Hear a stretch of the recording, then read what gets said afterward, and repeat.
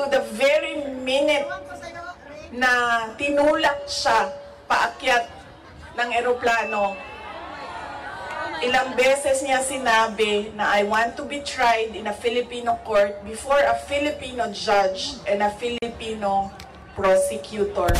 Ito ang pinakamatindi dahil ang sinabi niya kay Veronica, sabi niya, sabihin mo kay Kitty, hindi siya pwedeng bumisita dito hanggang hindi siya abogado. Kaya sinasabi ko lagi yung nagsasabi sa akin, tumakbo ka sa 2028. I don't think we will have a country by 2028.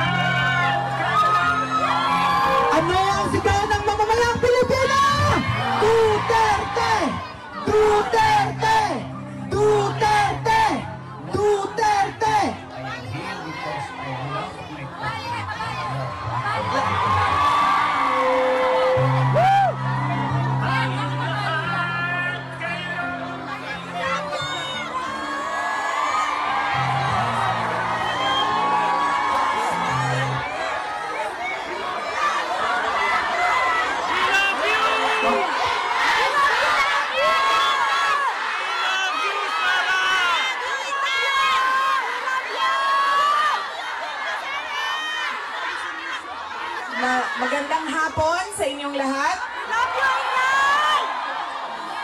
Unahin po muna natin ang ating pagpapasalamat sa Diyos dahil sa magandang araw na ito at sa safe na pagbiyahe ninyong lahat papunta dito sa The Hague, Netherlands. At syempre, dahil bumiyahe kayo papunta dito, ay mag-ingat kayo sa biyahe ninyo pauwi lahat sa inyong mga tirahan mamayang hapon.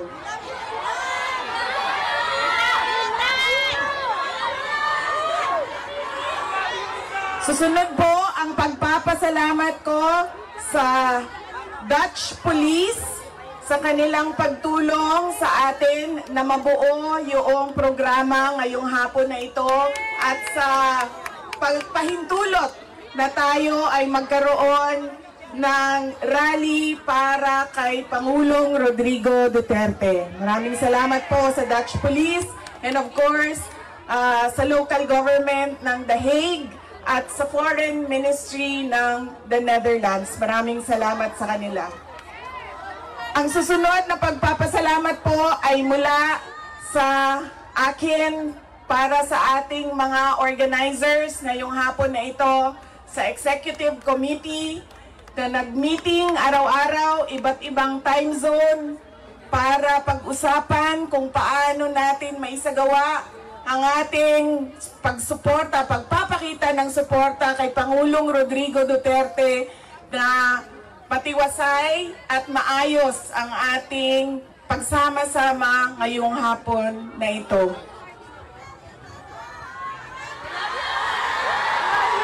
Duterte! Duterte! Duterte! Duterte! Duterte!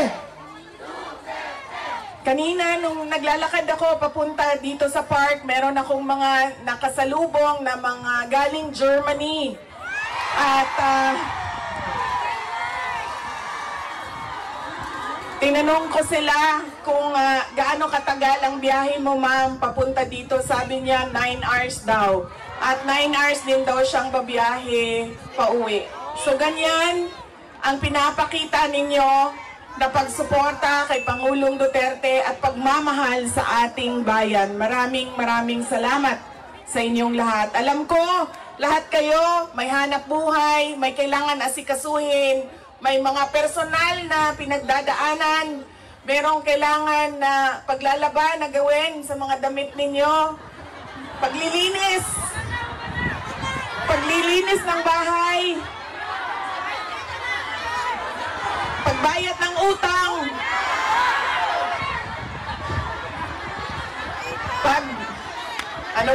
Pagtawad sa inyong mga mahal sa buhay doon sa Pilipinas. Ay nandito kayo ngayong hapon na ito at ibinigay ninyo ang oras ninyo at panahon ninyo para mapag-usapan natin ang estado ng ating mahal na bayang Pilipinas. Maraming salamat po sa inyo.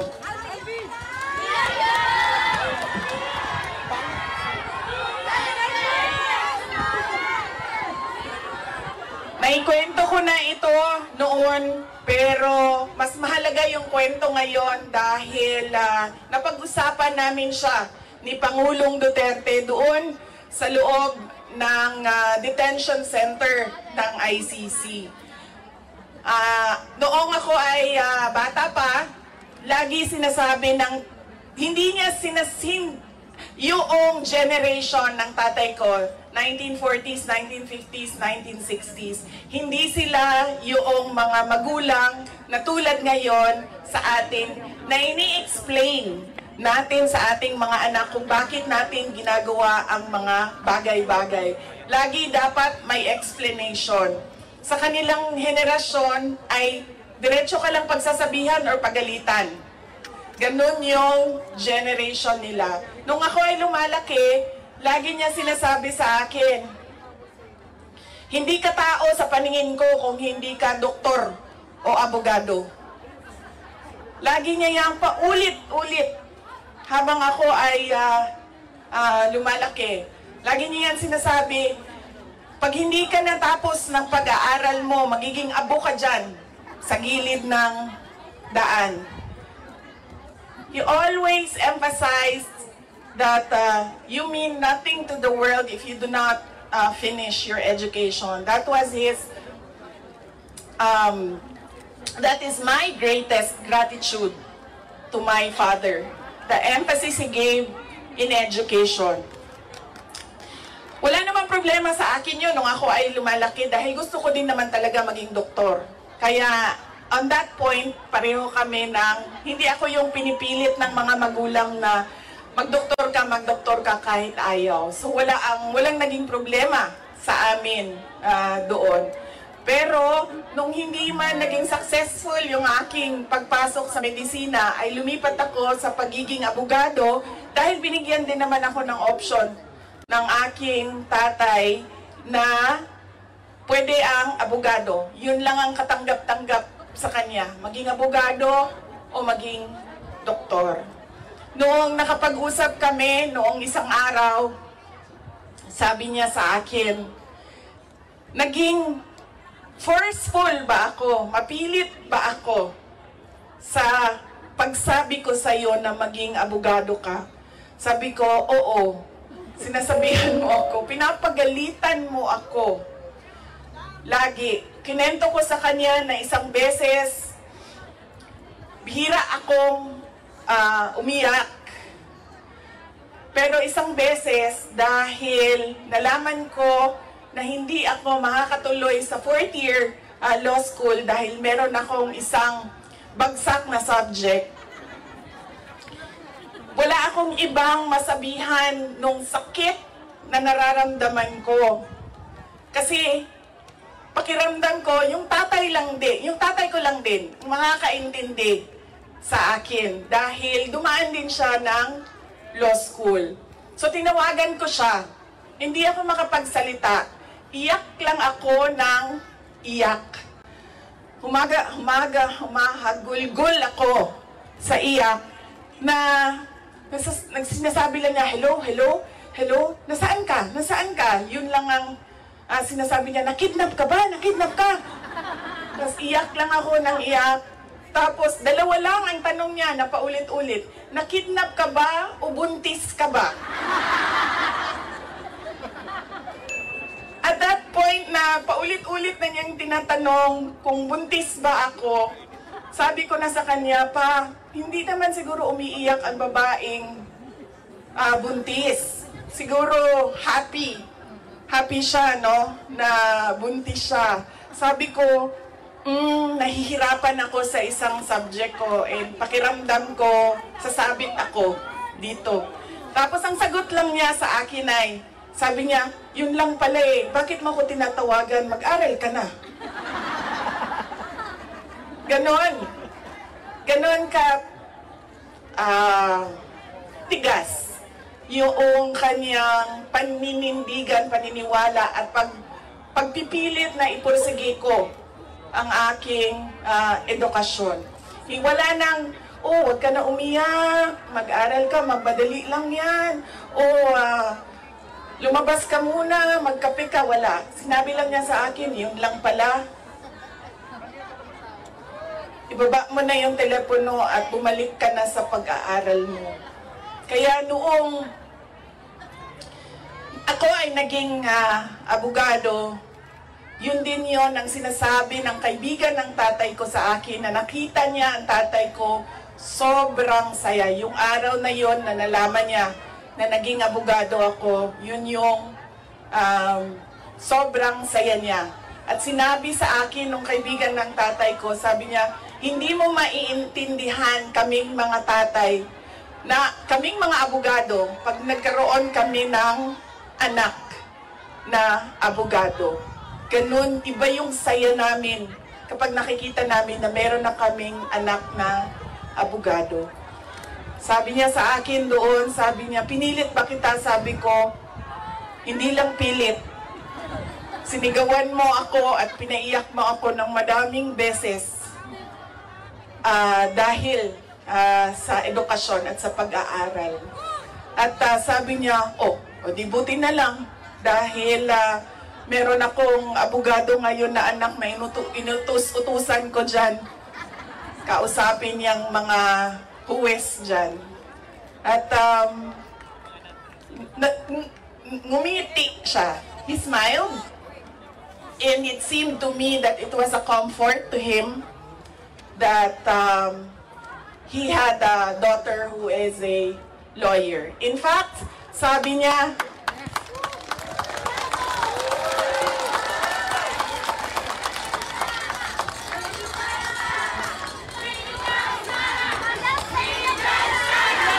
Inday Sara Duterte!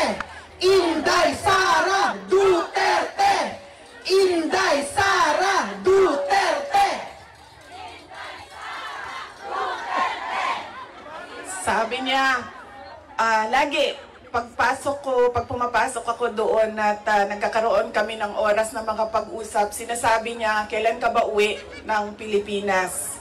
Anong date ka uuwi ng Pilipinas? Anong ginagawa mo dito? Bakit hindi ka pa umuwi sa Pilipinas?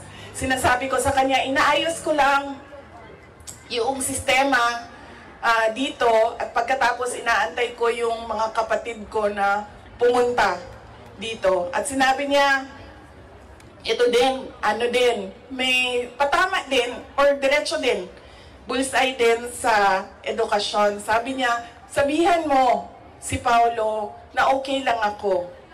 At huwag siyang pumunta dito hanggang hindi matapos ang eleksyon at maging congressman siya ng 1st District ng Davao City. Yes! At sabi niya, sabihin mo kay Baste, hindi siya pwedeng pumunta dito hanggang hindi matapos at ma-elect siyang Vice Mayor ng Davao City. Ito ang pinakamatindi dahil pinagtatawanan namin siya sa group chat namin. Kaming magkakapatid 4, meron kaming group chat. Dahil ang sinabi niya kay Veronica, sabi niya, sabihin mo kay Kitty, hindi siya pwedeng bumisita dito hanggang hindi siya abogado.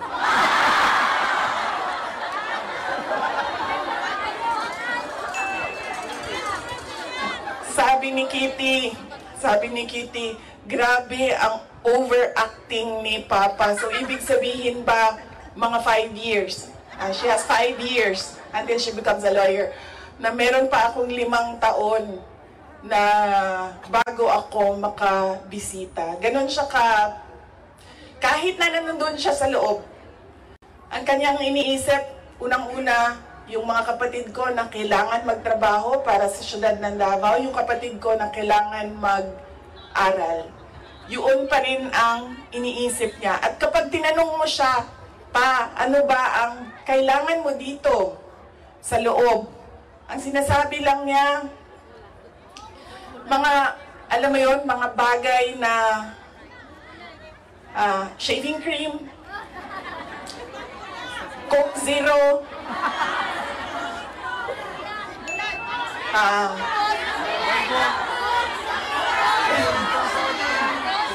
tumigil na siya sa kakahingi ng Pinoy na ulam dahil parang hindi talaga kaya nung nagluluto sa loob ang Pinoy na ulam. Pero nagpadala ako kahapon ng PDF file ng mga recipes na pwedeng sundin nung nagluluto. Yes! Duterte! Duterte! Duterte! Meron siyang, meron siyang hilig sa Coke Zero at yun lang yung hingi niya. May shopping list doon sa loob. At sabi niya doon sa gwardiya na isulat mo dyan, 2 case ng Coke Zero. Kahapon, bago ako umalis, tinuruan ako ng gwardiya. Sabi niya, pwede ka naman bumili dyan sa vendo, tapos iiwan mo para sa kanya. So sabi ko, Papa, anong gusto mo dito? Sabi niya, Coke Zero lang. So bumili akong 4 na Coke Zero, iniwan ko sa kanya. Sabi ko pa, that's 1 for each day pa ha. So today, tomorrow, Saturday, tomorrow Sunday, Monday, Tuesday, Wednesday. Dahil darating na yung grocery list mo by Wednesday. At sagot niya sa akin, bakit isa lang? Sabi naman nung gwardiya, sabi niya, he has to have at least 2 because he already drank upstairs 1 Coke Zero. And then sabi ko, sige pa, sabi ko, babalik naman ako sa Lunes. Sabi ko, 2 bukas Sunday and 2 sa Monday, tapos i-replenish ko na lang yung Coke Zero mo. Sabi ko sa kanya, alam mo pa, sinasabi sa iyo ng doktor, maglakad ka daw. Huwag kang nakaupo lang sa kwarto mo. Tapos sabi ko, pwede ka naman, allowed kayo na lumabas dyan. Sabihan niyo lang ang gwardiya. Sabi niya, ayoko maglakad sa labas kasi baka didiretso ako sa gate at umalis sa lugar na ito.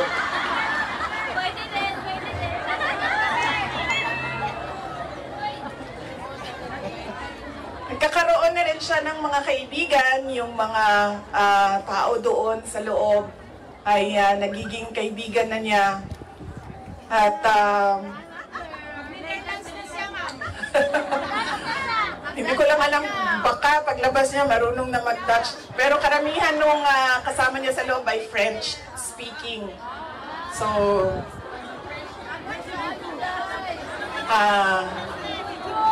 baka paglabas niya, no, di na kay kamaong magbinisaya, tingala tama. Voulez vous coucher avec quoi? Tingala na. Whatever that means. So, on that point, he is okay. Okay naman siya. Pero as a lawyer, kasi alam niya yung batas eh. Alam niya kung anong nangyayari. Kaya medyo persuasive siya. And lagi niyang inuulit-ulit kung ano yung kailangan gawin para sa kanyang kaso. At lagi siyang nagtatanong ng timelines dahil alam naman natin sa korte ay medyo may kabagalan. Diba? Magsasagutan ang prosecution, ang defense, maraming mga papel na kailangan ipasok at antayin ang oras. Kaya siya din ay insistent sa mga timelines niya. Pero ang sinasabi niya lagi, alam niya na mali ang ginawa.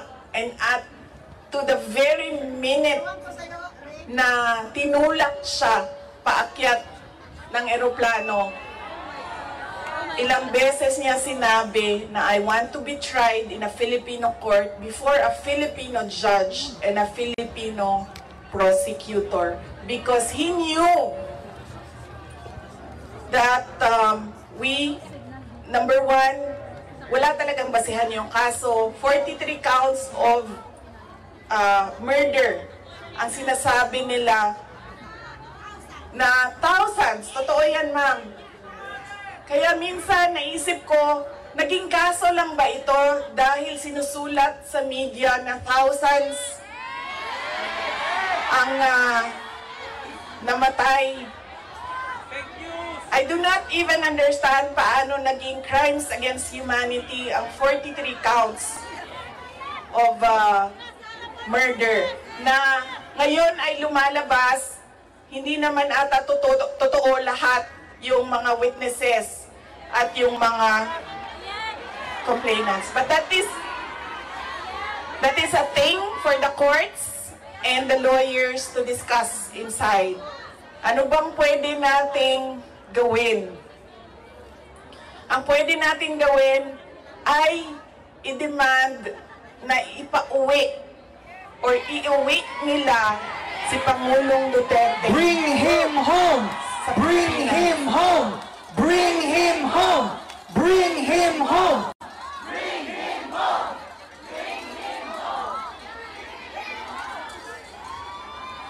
Dahil yun din ang gusto niya. Araw-araw na nandun ako, sa mga araw na nandoon ako, isa yan sa paulit-ulit niyang sinasabi, kailan mo ako mapalabas dito dahil darating ang eleksyon, mag-mayor pa ako ng syudad ng Davao. Bring him home! Bring him home! Bring him home!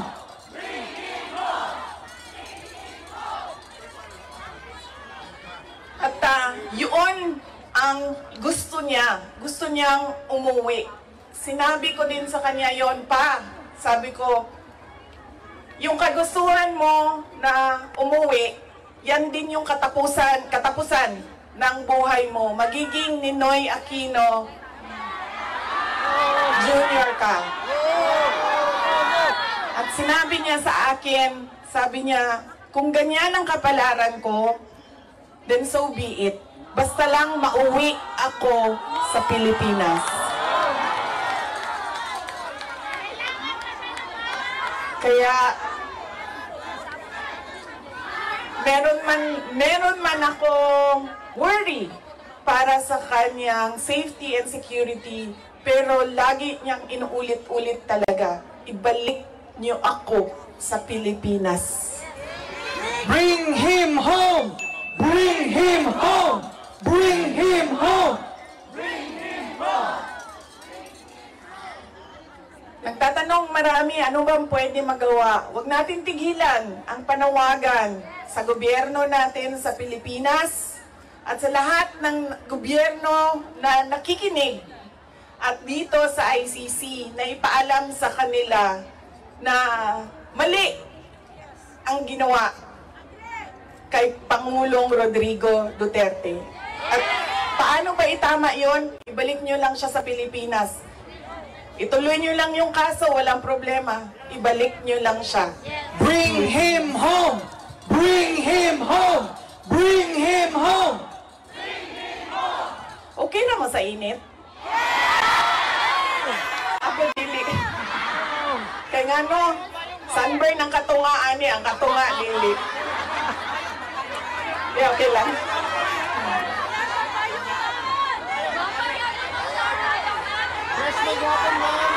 Hindi, okay lang, okay lang.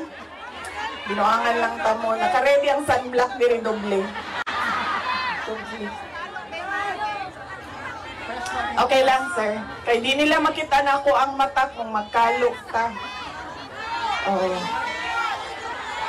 Okay? Unsa pa ba'y, ano pa ang pwede natin gawin?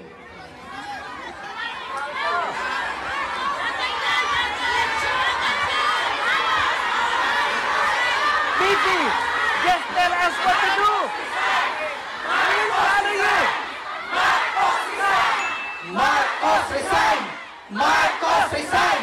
Marcos resign! Marcos resign! Kayo nagsabi niyan, hindi ako ha. Bukas, suspended na kayong lahat. Nakulong na kayong lahat sa sedition. At kayo, hindi na kayo makakauwi dahil kinulong na kayo dyan sa... Okay!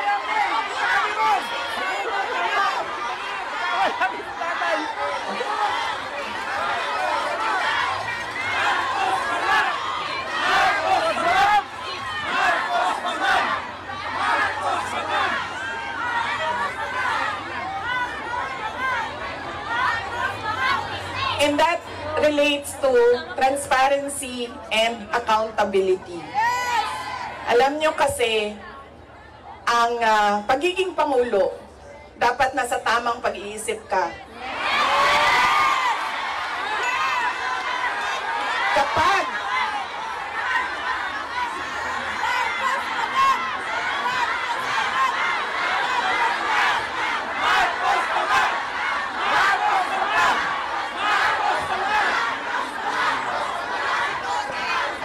dahil nasa mga polisiya mo at desisyon mo ang kinabukasan ng kabataan at ng bansa.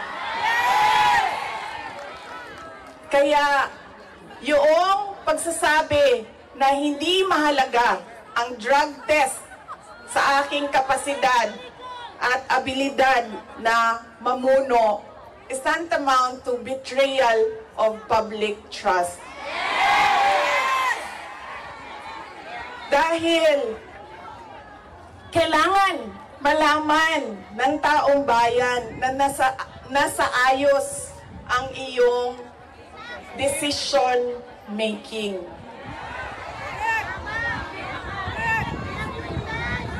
Kaya hindi lang naman natin pwede sabihin, Marcos resign. Bakit ba kailangan resign? Dahil hindi mo pinapakita sa taong bayan na maayos kang mag-isip at kaya mo ang mamuno.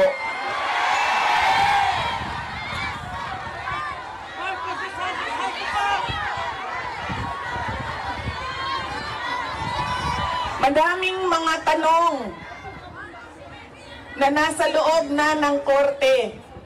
Ang PhilHealth, ang pagkuha ng pondo ng PhilHealth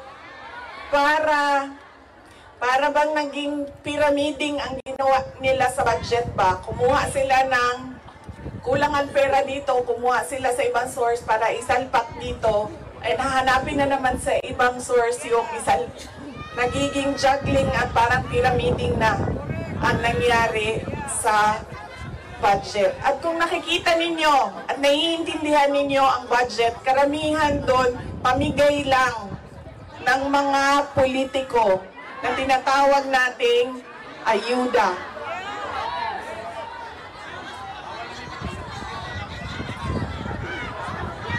Tumakbo kami sa plataforma ng unity at continuity.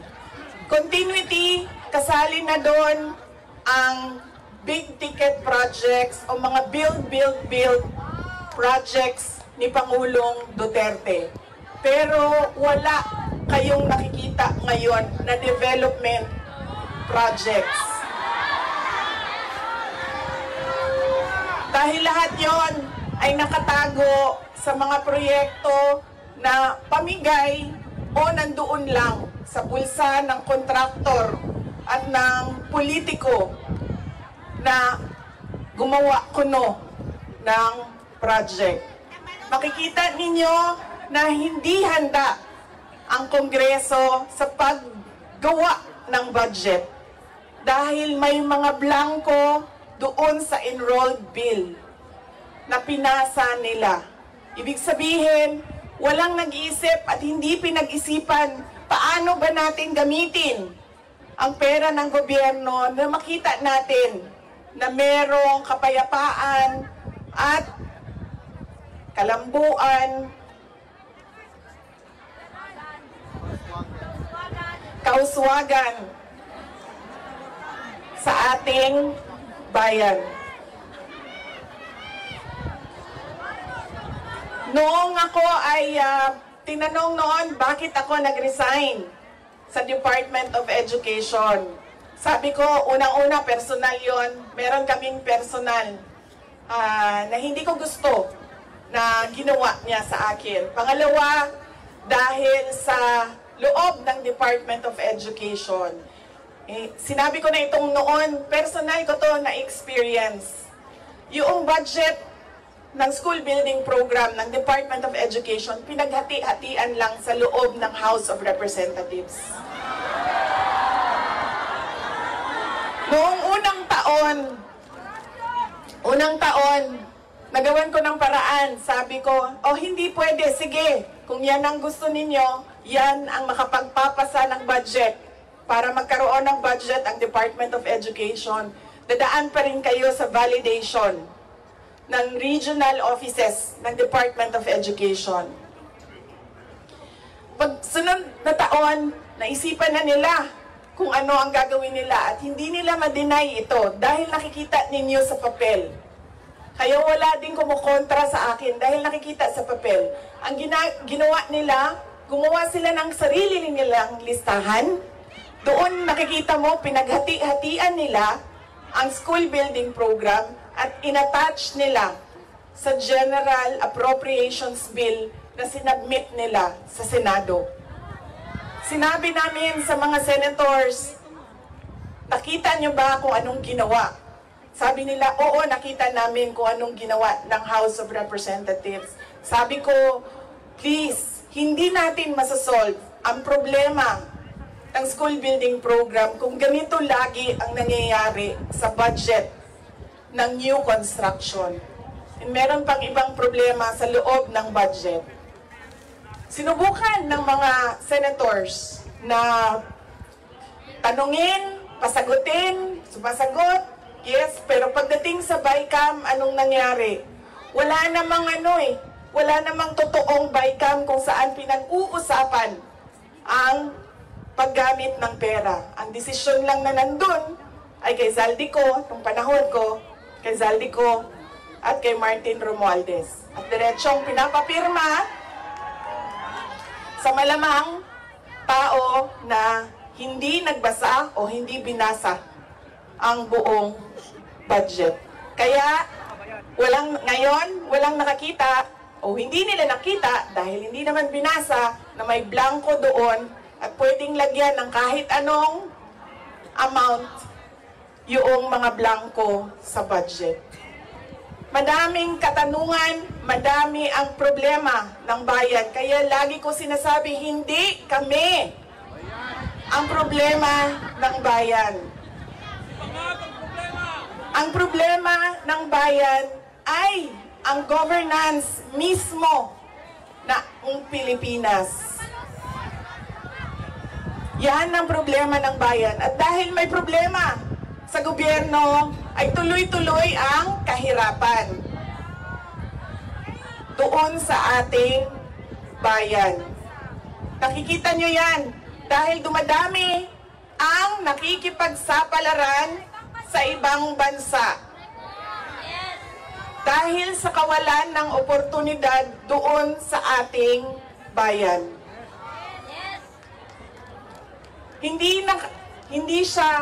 We should not be proud that we are exporting our countrymen, our workforce abroad dahil, wow, ang daming dollars na pumapasok sa Pilipinas dahil sa padala.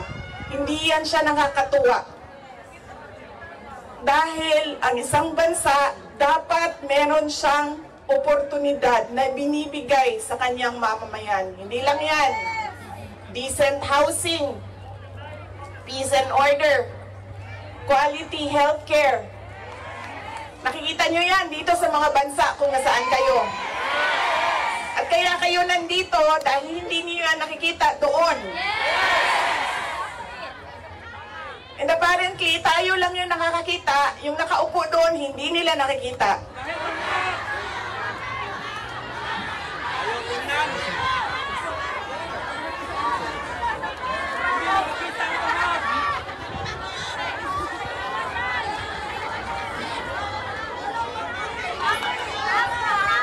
Alam nyo, madami sa mga kaibigan ko, galing ako sa middle class na family sa Davao City. So madami sa mga kaibigan ko doon, ay meron naman silang mga negosyo, meron naman silang pinagkakakitaan, may mga trabaho. Pero ilan na rin ang nagsabi sa akin, mga professionals ito, ilan na rin ang nagsabi sa akin, wala na rin talaga kaming nakikita, parang gusto na namin lumipat na lang sa ibang bansa para sa mga anak namin. Kaya sinasabi ko lagi yung nagsasabi sa akin, tumakbo ka sa 2028. I don't think we will have a country by 2028.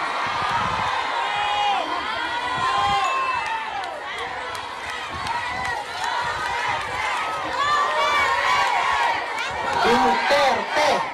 Duterte! Duterte!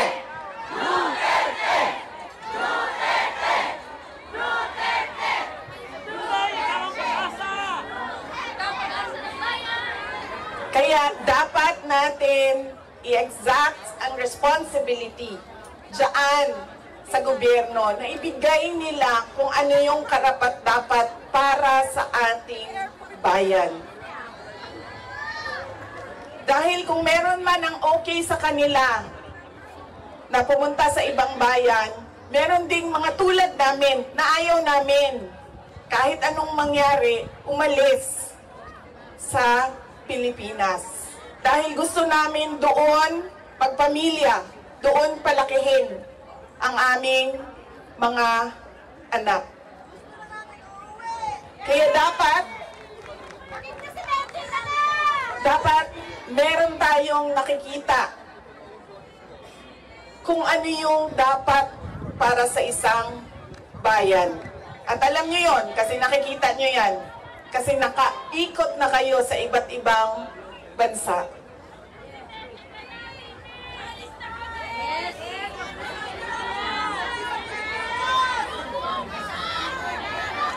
Ano ang gagawin? Patuloy na ipanawagan sa lahat ng nakikinig na iuwi ninyo si Pangulong Duterte sa Pilipinas. Bring him home!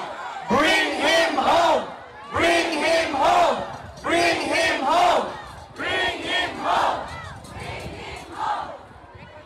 At pangalawa, patuloy natin na hingiin sa gobyerno, sa administrasyon na ibigay ninyo ang serbisyo at kaunlaran na karapat-dapat para sa mga Pilipino at para sa Pilipinas.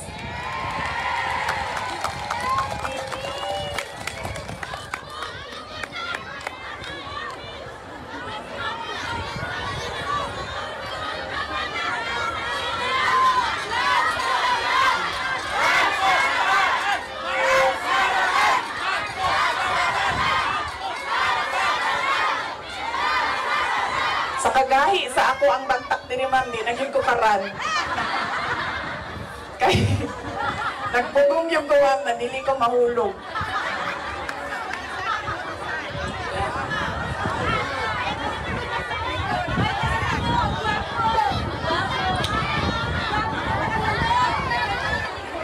Yung akin pong mga pagpapasalamat. Una po, kanina meron na akong mga pagpapasalamat opening sa Diyos, sa ating host government, sa police, sa local police. Yung aking mga pagpapasalamat sa inyo, sa oras ninyo. Ang aking mga pagpapasalamat sa inyong patuloy na suporta sa aking opisina, ang Office of the Vice President.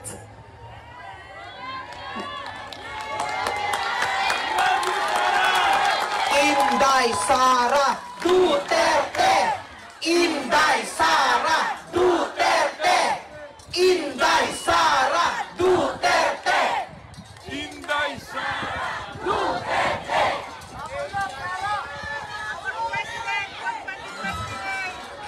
Malakas ang loob ko dahil nandyan kayong lahat.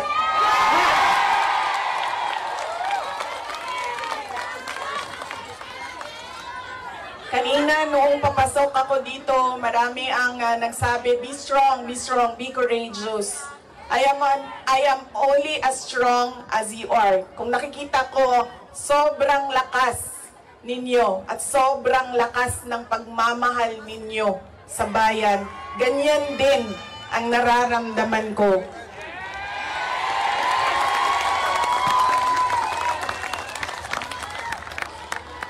Ang pagpapasalamat ng aming pamilya, ang pamilya Duterte, dako kayo may utang ang kabubuton kaninyong tanan. Sa higayon nga gihatag ninyo kanamo nga makaserbisyo sa atuang nasod.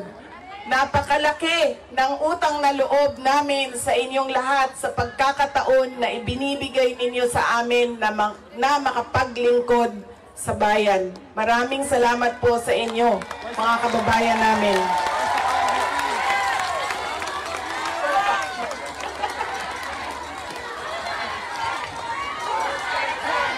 Duterte! Duterte! Duterte! Duterte! Huwag ninyong kalimutan, ayaw ninyong kalimti ang kausa. Huwag ninyong kalimutan ang laban. What is our cause? Our cause is for our country. Ang laban na ito ay para sa bayan. Mga kababayan,